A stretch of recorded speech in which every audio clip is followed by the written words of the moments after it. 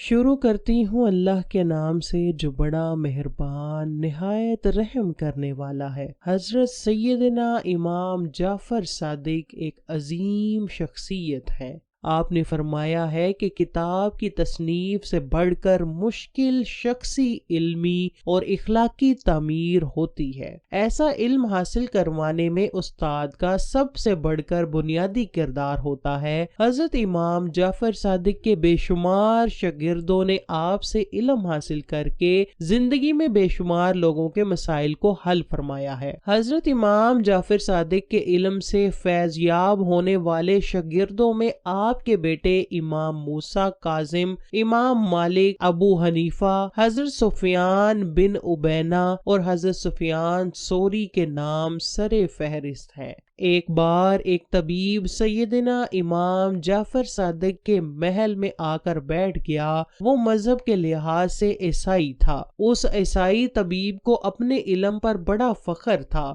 وہ محل کے لوگوں سے بیماریوں کے علاج کے بارے میں طرح طرح کے مشورے دینے لگا۔ لوگ اس عیسائی طبیب کی بات بڑے غور سے سن رہے تھے۔ امام جعفر صادق بھی اس طبیب کی باتیں خاموشی اور توجہ کے ساتھ سن رہے تھے۔ جب عیسائی طبیب نے گفتگو کرنا روک دی، اس نے امام جعفر صادق کی طرف منہ کر کے عرض کی، امام صاحب، آپ نے کچھ پوچھنا ہے تو آپ مجھ سے پوچھ لیں۔ تو امام صاحب نے فرمایا کہ جب کوئی بیماری اپنے عروج پر ہوتی ہے تو اس بیماری کا علاج اس کی الٹ چیزوں سے کیا جاتا ہے، یعنی کہ سردی کا گرم چیزوں سے، گرمی کا علاج سرد چیزوں سے، خشک کا علاج تر سے اور تر کا علاج خشک سے ہی ممکن ہے۔ ہم کو ہر وقت اللہ تعالیٰ کا شکر ادا کرتے رہنا چاہیے۔ طبیب صاحب، انسان کو ہر بیماری معدے کے خراب ہونے سے ہی لگتی ہے۔ علاج کے ساتھ ساتھ پرہیز بہت ہی ضروری ہے۔ پرہیز تمام دوائیوں کی دعا ہوتا ہے۔ انسان اپنے آپ کو جس چیز کی عادت ڈال لیتا ہے وہی عادت اس انسان کے لیے اس کی صحت کا باعث بن کر رہ جاتی ہے۔ عیسائی نے عرض کیا، امام صاحب، آپ نے سب کچھ سچ فرمایا ہے۔ امام جعفر صادق نے ارشاد فرمایا کہ میں نے جتنی بھی باتیں کی ہیں یہ سب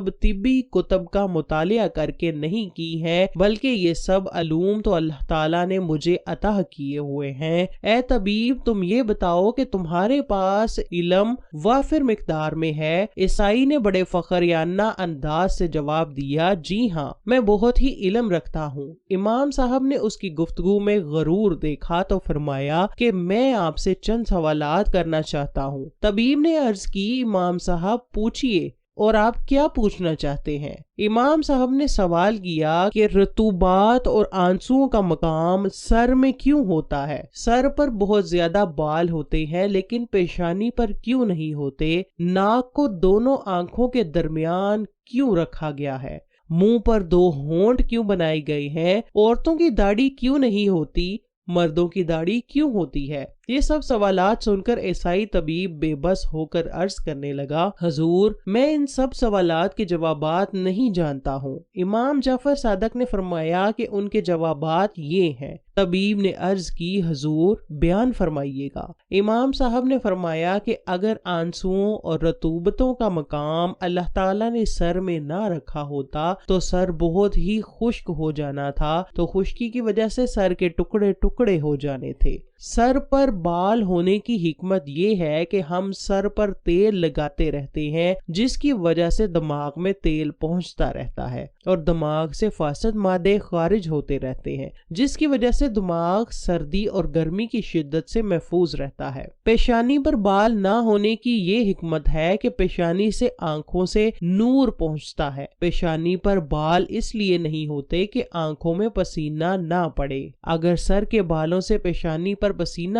گرے تو پسینہ پیشانی پر جمع ہو جائے گا تو وہ آسانی کے ساتھ صاف ہو جائے گا۔ جس طرح زمین پر پانی گرتا ہے تو وہ گڑھوں میں جمع ہو جاتا ہے۔ ناک کو اللہ تعالیٰ نے دو آنکھوں کے درمیان اس لیے لگایا ہے کہ دماغ کی رطوبات بآسانی نیچے گر سکیں۔ اگر دماغ کا سوراخ نیچے کی طرف نہ ہوتا تو یہ بات ممکن ہی نہ ہونی تھی کہ ہم کسی بھی چیز کو سونگھ سکتے۔ منہ پر ہونٹ ہونٹ ہونے میں یہ حکمت ہے کہ ناک سے جو بھی رطوبات آئیں تو منہ میں نہ پڑے، ہونٹوں تک ہی محدود ہو کر رہ جائیں۔ ہونٹوں کے ذریعے انسان اپنا کھانا بھی اپنے اختیار میں رکھ سکتا ہے، جی چاہے تو اس کو کھا لے، نہ جی چاہے تو اس کو منہ سے نکال کر باہر پھینک دے۔